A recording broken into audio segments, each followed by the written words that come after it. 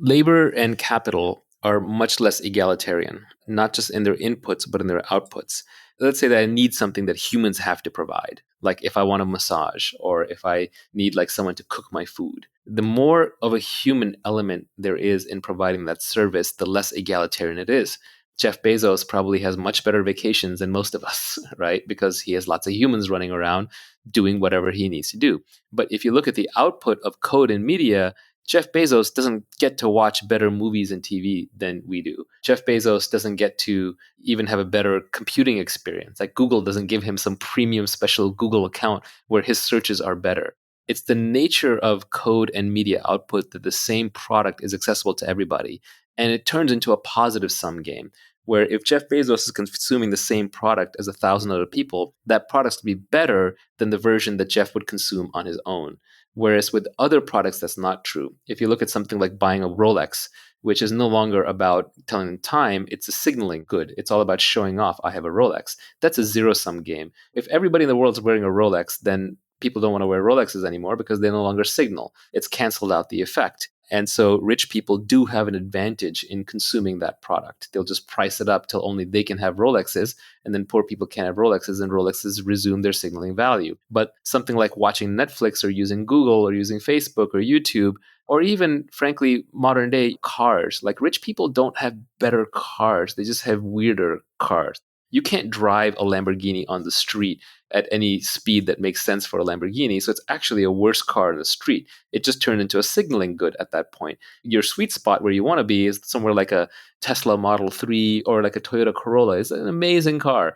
A new Toyota Corolla is a really nice car. But because it's mainstream, the technology has amortized the cost of production over the largest number of consumers possible. And the best products tend to be at the center, at the sweet spot, the middle class, rather than being targeted at the upper class. So I think one of the things that we don't necessarily appreciate in modern society is as the forms of leverage have gone from being human-based, labor-based, and being capital-based to being more product and code and media-based, that most of the goods and services that we consume are becoming much more egalitarian in their consumption.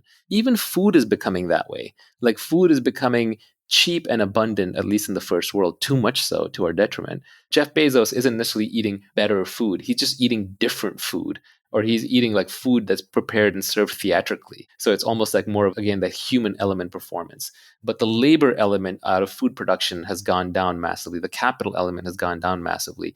And so even food production itself has become more technology oriented. And so the gap between the haves and the have-nots is getting smaller. So if you care about ethics in wealth creation, it is better to create your wealth using code and media as leverage, because then those products are sort of equally available to everybody, as opposed to trying to create your wealth through labor or capital, because what I'm referring to here is scale economies. Technology products and media products have such amazing scale economies that you always want to use the product that is used by the most people. The one that's used by the most people ends up having the largest budget. There's no marginal cost of adding another user. And so with the largest budget, you get the highest quality. So the best TV shows are actually not going to be some obscure ones just made for a few rich people. They're going to be the big budget ones like the Game of Thrones or the Breaking Bad or Bird Box, where they have massive, massive budgets. They can just use those budgets to get to a certain quality level. And then the rich people, to be different, they have to fly to Sundance and watch a documentary, because you and I aren't going to fly to Sundance because, that's something that bored rich people do to show off.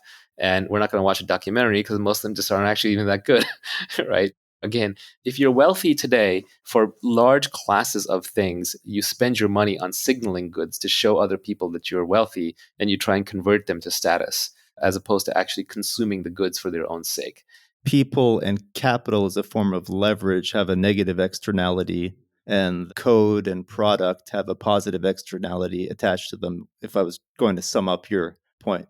I think that capital and labor are also starting to become a little more permissionless, or at least the permissioning is diffuse because of the internet. So instead of labor, we have community now, which is a diffused form of labor. For example, Mark Zuckerberg has 1 billion people doing work for him by using Facebook.